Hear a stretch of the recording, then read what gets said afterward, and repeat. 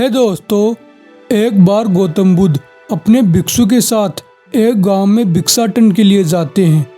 जैसे ही बुद्ध उस गांव के मुख्य द्वार पर पहुंचते हैं, उनके पैर में एक कांटा चुभ जाता है। कांटा लगने के कारण बुद्ध के पैर से रक्त बहने लगता है।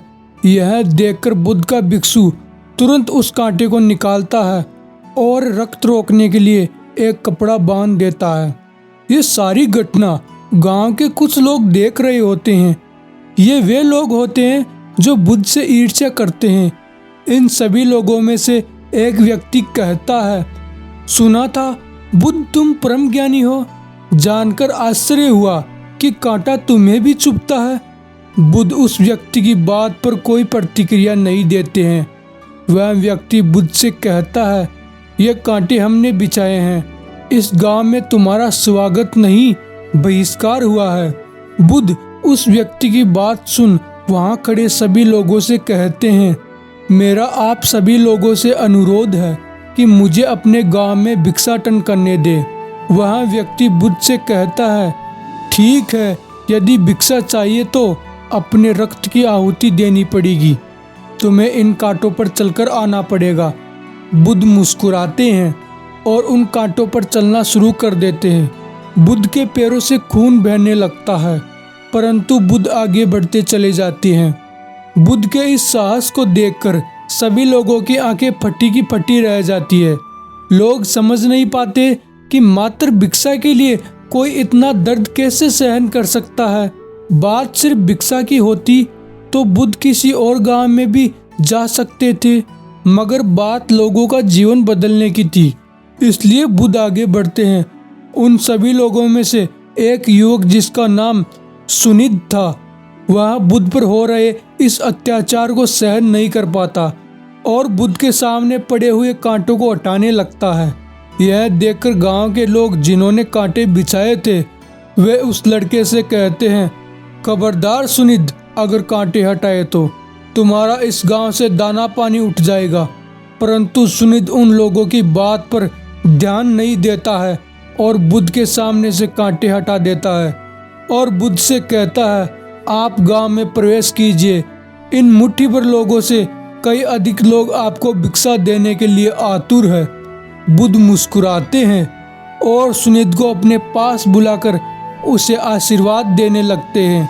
जैसे ही बुद्ध सुनिध के सर पर हाथ रखते हैं, सुनिध पीछे हट जाता है और बुद्ध से कहता है, आप मुझे ना छुए। यदि मेरी छाया भी आप पर पड़ गई तो आप दूषित हो जाएंगे। बुद्ध कहते हैं, क्यों दूषित हो जाऊंगा? तुम भी हम सभी की तरह मनुष्य ही हो और एक मनुष्य दूसरे मनुष्य के स्पर्श से कैसे दूषित हो सकता है?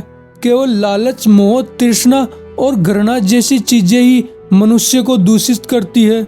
और तुम जैसा मनुष्य जिसमें इतना प्रेम भरा हो, केवल दूसरों को सुख दे सकता है, दुख नहीं।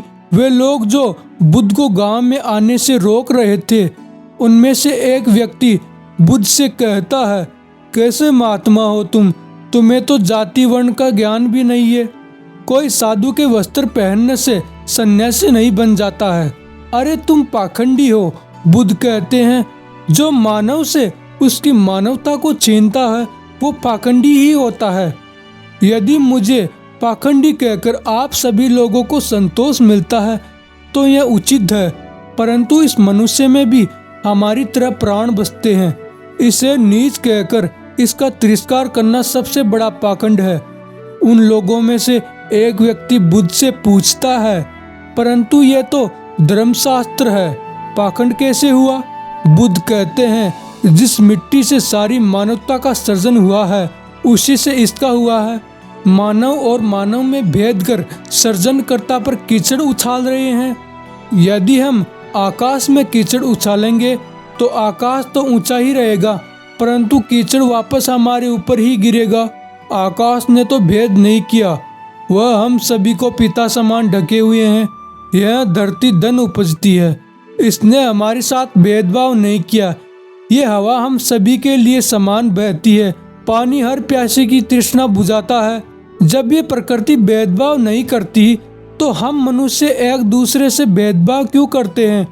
उन गांव वालों में से एक व्यक्ति बुद्ध से कहता है, यदि ऐसा है तो तुम इसे अपना भिक्षु क्यों नहीं बना लेते। बुद्ध कहते हैं, बहुत अच्छा सुझाव दिया है।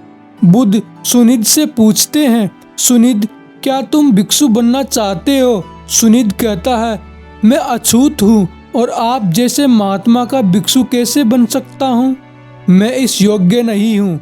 बुद्ध कहते हैं, जो मनुष्य दूसरे मनुष्य की पीड़ा को देख व्यथित हो जाए उससे उत्तम कोई दूसरा नहीं। सुनिध कहता है, सारा जीवन किसी ने दया के 2 शब्द ना कहे मुझसे और आज इतनी करुणा बरसी है। पहली बार ऐसा लग रहा है कि मैं भी मनुष्य हूँ, परंतु जो मैं कर रहा हूँ यह अधर्म तो नहीं। बुद्ध कहते हैं, अधर्म तो वो था जो अब तक होता आ रहा था। ऐसा नहीं था कि बुद्ध बोले और सिर्फ सुनिध का ही जीवन बदला। रूपांतरण वहाँ खड़े हर व्यक्ति के भीतर हुआ। फर्क सिर्फ इतना था कि सुनिध का जीवन उसी क्षण रूपांतरित हो गया और औरों का जीवन बदलने में समय लगा। अगर आपको बुद्ध की यह इंस्पिरेशनल स्टोरी पसंद आई हो तो इस वीडियो को एक लाइक ज़रूर कर दीजिए।